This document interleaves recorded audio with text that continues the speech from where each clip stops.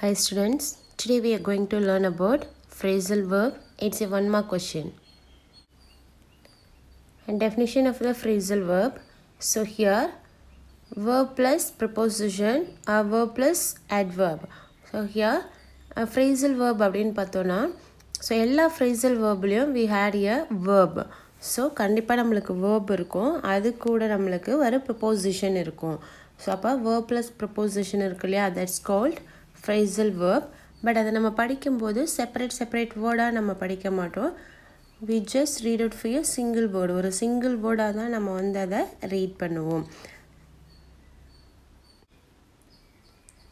some words had verb plus adverb. So verb கூட ஒரு adverb சேர்ந்து வரும். ஸோ அதை ரெண்டுத்தையும் நம்ம ப்ரொனவுன்ஸ் பண்ணும்போது ஒரு சிங்கிள் வேர்டாக ப்ரொனவுன்ஸ் பண்ணுவோம். Example for this. So here இப்போ நார்மலாக கிளாஸில் என்ன பண்ணுவாங்க, கெட் அப் அப்படின்னு சொல்லுவாங்க. ஸோ கெட் அப் அப்படின்றது that's a phrasal verb.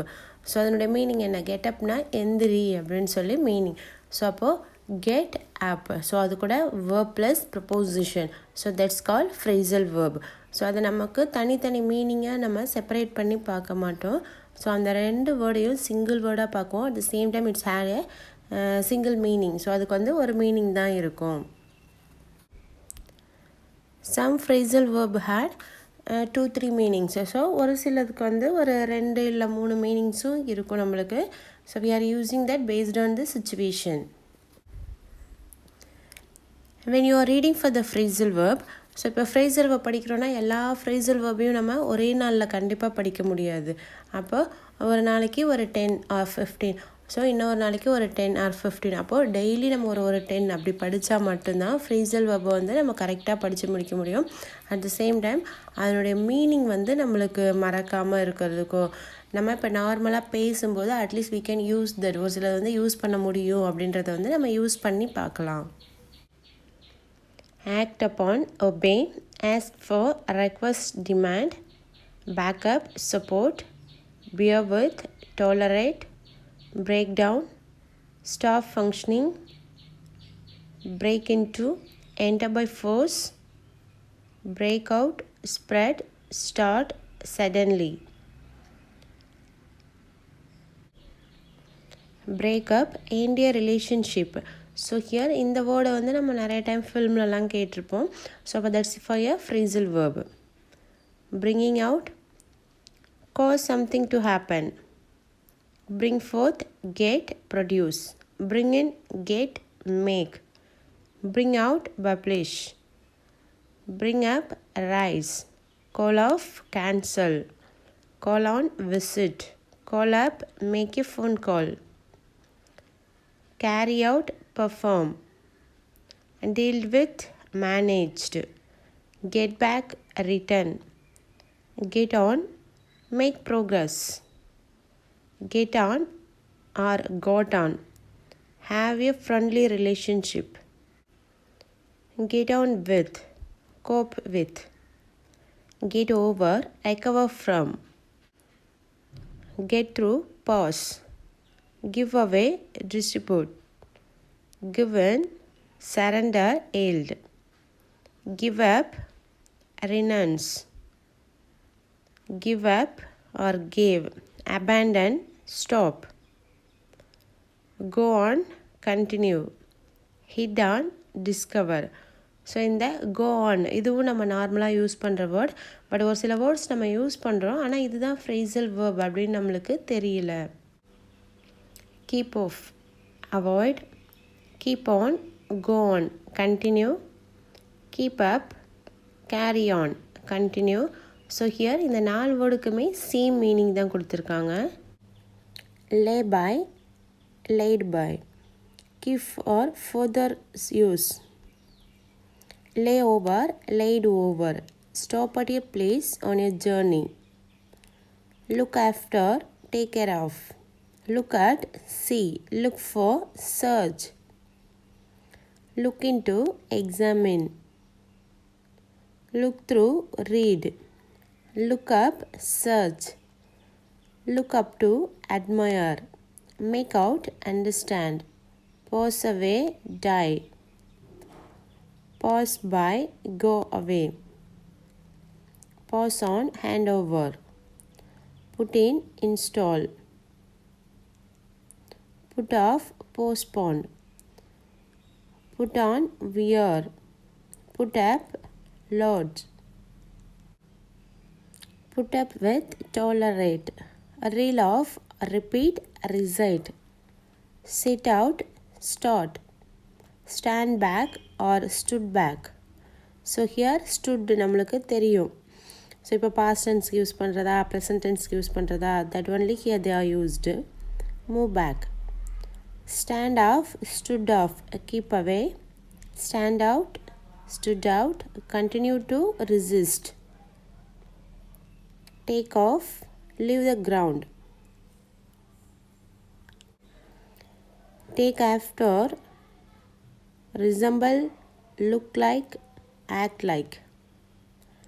Take care of, look after, throughout, discord. Went on, continued. Work out, solve. So மேக்ஸில் என்ன பண்ணுவாங்க சம்ஸ்க்கெல்லாம் மிஸ்ஸு சொல்லுவாங்க ஒர்க் அவுட் பண்ணி பாருங்கள் அப்படின்னா அந்த சம்ஸ் வந்து சால்வ் பண்ணி பாருங்கள். we are using for this word regularly. Here I given some more example for this phrasal verb. You just copy it on your class book. Sorry, for your grammar note. உடைய grammar noteல copy பண்ணி வச்சுக்கோ. So இப்போ நம்ம வந்து எக்ஸாமுக்கு ஒரே டைமில் படிக்க முடியாது. நம்ம ஆஃப்டர் எக்ஸாம் கூட நம்ம படிச்சுக்கலாம். ஒரு 10-10 டெய்லி ஒரு 10-10 அப்படி நம்ம படிச்சுக்கலாம்.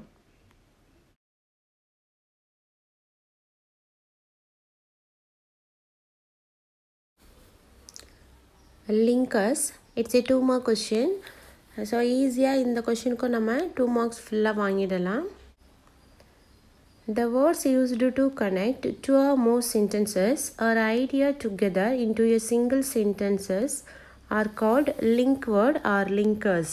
So here 1 or 2 சென்டென்ஸை நம்ம கம்பைன் பண்ணும்போது ஸோ அது 1 or 2 சென்டென்சஸாக இருக்கலாம் இல்லை ஐடியாவாக இருக்கலாம் அதை சிங்கிள் சென்டென்ஸாக நம்ம சேஞ்ச் பண்ணும்போது we are using for the linkers.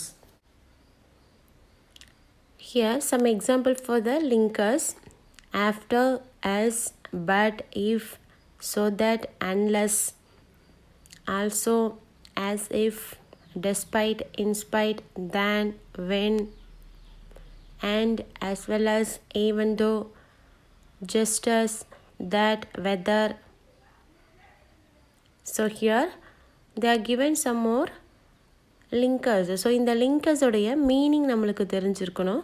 அந்த 2 சென்டென்ஸை படிச்சுட்டு நம்ம கம்பைன் பண்ணும்போது எந்த லிங்கர்ஸ் யூஸ் பண்ணால் அதுக்கு ஆப்டாக இருக்கும் அப்படின்னு பார்த்து அதுக்குரிய அந்த ஒரு லிங்கர் நம்ம யூஸ் பண்ணால் we can get 2 marks for this question.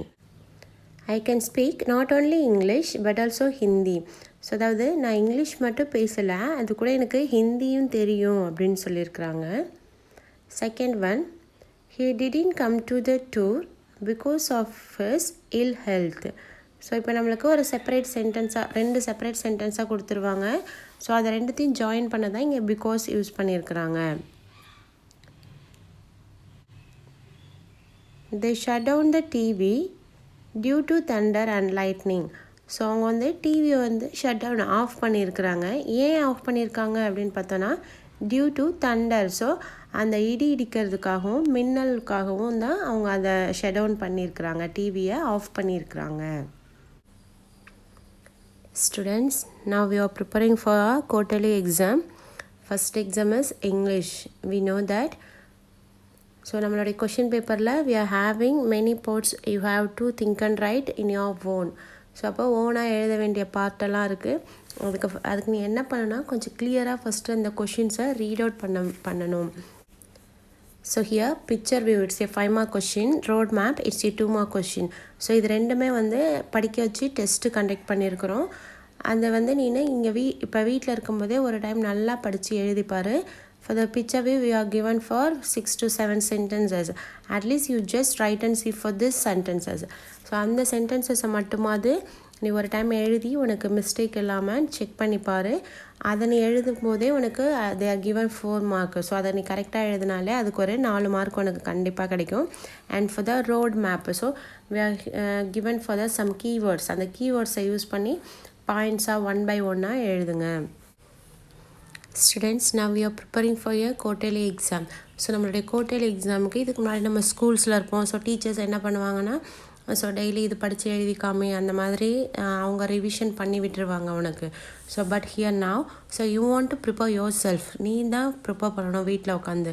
So TV பார்க்குறது, இல்லை மொபைலில் கேம்ஸ் விளையாடுறது, இல்லை சின்ன குழந்தைங்க கூட விளையாடுறது, you just avoid all this. So அந்த எக்ஸாம் முடிகிற வரைக்காத அதெல்லாம் அவாய்ட் பண்ணிவிட்டு எக்ஸாமுக்கு படிங்க. ஸோ ஃபார் த இங்கிலீஷ், நீ இங்கிலீஷ்க்கு படிக்கும்போது இப்போ நம்மளுக்கு we are having 4 units. At least 3 யூனிட்டில் இருக்கிற பேராகிராஃபாவது நீ கிளியராக படிச்சிருக்கணும். அப்போ தான் நம்ம சாய்ஸில் கூட என்ன பண்ணிடலாம், ஒரு சிலதை விட்டுட்டு நம்மளுக்கு தெரிஞ்ச பேராகிராஃபை அட்டன் பண்ண முடியும். ப்ரோஸ்க்கு 2 பேராகிராஃப் எழுதணும், போயம்க்கு 1 பேராகிராஃப் எழுதணும், and for the supplement reader. So அப்போ பேராகிராஃபே டோட்டலாக you want to right 4. So அப்போ 4 பேராகிராஃப் எழுதணும் அப்படின்றப்போ time management is very very important. So உன்னுடைய டைம் மேனேஜ்மெண்ட்டை வந்து நீ தான் ஃபாலோ பண்ணணும். அது இல்லாமல் நம்மளுக்கு இன்னும் எக்ஸ்ட்ரா மற்ற கொஷின்ஸ் எல்லாம் இருக்குது, அதை அட்டன் பண்ணுறதுக்கும் உனக்கு டைம் வேணும். ஸோ இப்போ நீ வீட்டில் எழுதுறதுனால நம்மளை யாரும் பார்க்கல அப்படின்னு நினச்சிக்காத. ஃபார் த ஃபைனல் எக்ஸாம் வந்து இந்த மாதிரி நம்மளுக்கு இருக்காது. அப்போ நீ வந்து ஸ்கூல்ஸில் எழுதும்போது அந்த டைம் முடிஞ்சிச்சுன்னா என்ன பண்ணுவாங்க, பேப்பரை வாங்கிக்கிட்டு போய்கிட்டே இருப்பாங்க. ஸோ அதனால் டைம் மேனேஜ்மெண்ட்டை கொஞ்சம் ஃபாலோ பண்ணிக்கோங்க. You want to use black or blue. So இப்போ நம்ம இதுக்கு முன்னாடிலாம் என்ன பண்ணியிருப்போன்னா, பிளாக்கில் வந்து அண்டர்லைன் பண்ணுவோம், இல்லை ஹெட்டிங் பிளாக்கில் எழுதுவோம். Please don't do all this. So இது எதுவுமே பண்ணாதீங்க. உன்னை யூஸ் பண்ணுறியா, ஃபுல்லாக பிளாக் யூஸ் பண்ணு, இல்லை ப்ளூ யூஸ் பண்ணு. 2 பெண்ணையும் மிக்ஸ் பண்ணி எழுதுற இல்லையா, அதை அவாய்ட் பண்ணிக்கோ. ஸோ அது வந்து நம்ம ஃபாலோ பண்ணக்கூடாது. So that's for the government rule. So இப்போ எக்ஸாமுக்காக ஒரு சில ரூல்ஸ் எல்லாம் போட்டிருப்பாங்க இல்லையா. ஸோ இப்போனாக்கா நியூ சிலபஸ் கொண்டுட்டு வந்தப்போ அதனால் அதை கொஞ்சம் ஃபாலோ பண்ணிக்கோங்க. Attend all the questions. ஒவ்வொரு பார்ட்லேயும் நம்மளுக்கு சொல்லியிருப்பாங்க, ரைட் எனி 3, ரைட் எனி 4 அந்த மாதிரி மென்ஷன் பண்ணியிருப்பாங்க. அந்த கொஷின்ஸை வந்து கரெக்டாக அட்டன் பண்ணி, இப்போ 4 எழுத சொல்லியிருக்கிறாங்க, 3 மட்டும் எழுதுறது, இன்னொன்று உனக்கு தெரியலனாலும் பரவாயில்ல, அட்லீஸ்ட் அட்டன் பண்ணி வை. அது ரிலேட்டடாக உனக்கு ஏதாவது தெரியும் இல்லையா, ஏதாச்சும் தோணும் இல்லையா, அதை எழுதி வைங்க.